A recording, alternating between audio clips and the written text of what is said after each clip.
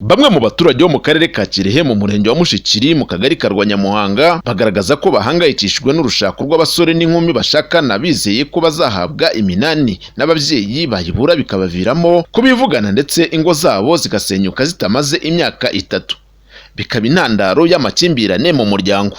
Kera ubundi umukobwa mujyanaga uziki wabo ufite ibintu bafite amasambu, ariko ubu noneho kwa ko nta masambu nyine ahari ugasanga umusore arimo atangira akamuraza ku nkeke ati wanyu muri abakene nta masambu mugira nta mafaranga mugira nkamwe muba mumaze iki hano hanze hari abandi bakobwa wabo bafite amafaranga wowe nakwirukana ugataha nkaza nundi kubera ko kwa runaka hari amafaranga bagira amafaranga ugasanga nyine umukobwa abaye ku nkeke nawe byamunanira akabona bidashoboka n'urupfu rwazamo agahita ataka kuvuga ati reka ntandukane nawe nigendere.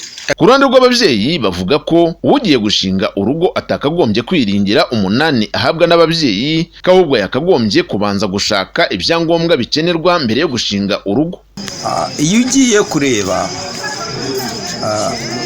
urebye icyerekezo tugezemo umunani uhari yawuhabwa, ariko nanone igikurusi umunani ikibanziriza n'uburere, ikibanza n'uburere. Uwo munani urawuha umwana warezwe gute, imyitwarire imeze iti. Abasore nabo iyo babonye ko iwabo hari akantu bafite babumva ko ako kantu bagomba kukabateraho ngo iwabo babaheho kukora ugasambu, bakumva ko nako kora ugasambu bagomba kubonaho. Kandi iki gihe ntago bigomba gukunda kuko naho n'ababyeyi babo nabo niko bari kureba ni nako bakuramo ibyo kurya nabo bibatunga.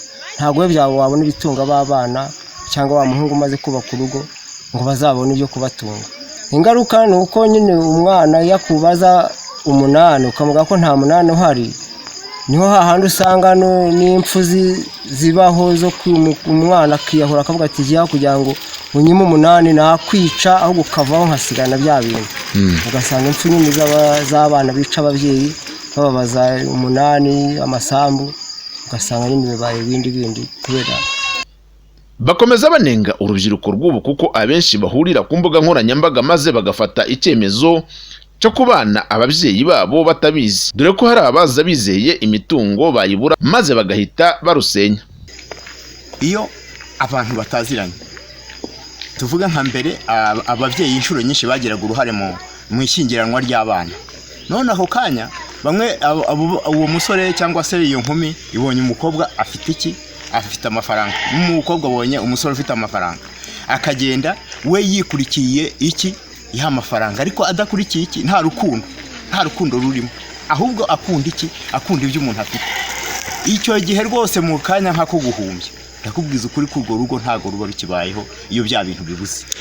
Aba babyeyi kandi bagira inama ababyeyi bagenzi babo ndetse na banyirasenge b'abana ko bajya bafata umwanya bakaganiriza abana bagiye gushinga urugo hakiri kare kugira ngo bizabafashe mu mibanire yabo. Muri iki gihe abana barasaba kuganirizwa. Wowe ufite umwana w'umuhungu wowe mubyeyi ukanza ukamuganiriza uko bazubaka, nawe mubyeyi w'umukobwa ukamuganiriza uko bazubaka. Noneho baza kugira akabazo mu rugo nko mu ngo zabo bakaguha ukabwira ati mujye mumpamagara nk'umubyeyi, bakakubwira amakosa yakubwira amakosa ukamubwira ati mwana wanjye ihangana. Hari ingaruka nyinshi cyane ko izo ngo inshuro nyinshi zisenyuka wenda banavyaye nk'umwana umwe, sibyo bavyaye umwana umwe babiri, bya bintu za nama ntazo babonye mbese bya bintu byose byagomba kubaka umuco, byagomba kubaka umuryango bashingiye ku ndangagaciro za mbere ntabyo babona. Iyo batabibonye rero izo ngo zirasenyuka, abana bamwe bakahinduka inzererezi bakazera mu muhanda, bamwe bakabura umuryango bakira, ugasanga byabaye gutyo. Izo ni ingaruka mbi cyane ku bana no ku muryango muri rusange. Ku ruhande rw'ubuyobozi basaba ko ababyeyi bajya baganiriza abana babo bagejeje igihe cyo gushinga urugo ndetse urubyiruko rukagisha inama. Uyu ni Mukandayisenga Janvier, umuyobozi w'akarere ka Kirehe wungirije ushinzwe imibereho myiza y'abaturage. Umubyeyi niwe kuva mu ntangiriro uganiriza umwana yabona amaze kuba umusore uri mu rugo ko kugeza igihe cyo kuzana umugore, agatangira kumuganiriza no kumwereka uko bubaka urugo n'ibyo agomba kuba afite kugira ngo azane umugore.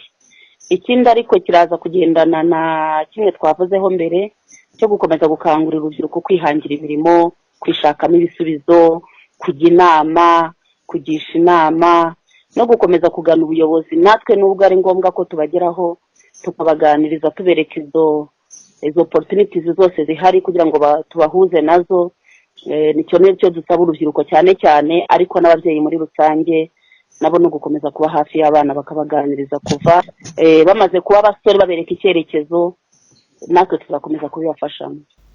Abaturage basaba inzego z'ibanze, amadini n'amatorero ndetse n'imiryango itari iya leta ko bakongera imbaraga n'inyigisho zigenerwa urubyiruko rwitegura gushinga urugo, kuko birinda ingo nyinshi gusenyuka zikiri nshya. Didier Hategekimana, ATV mu karere ka Kirehe.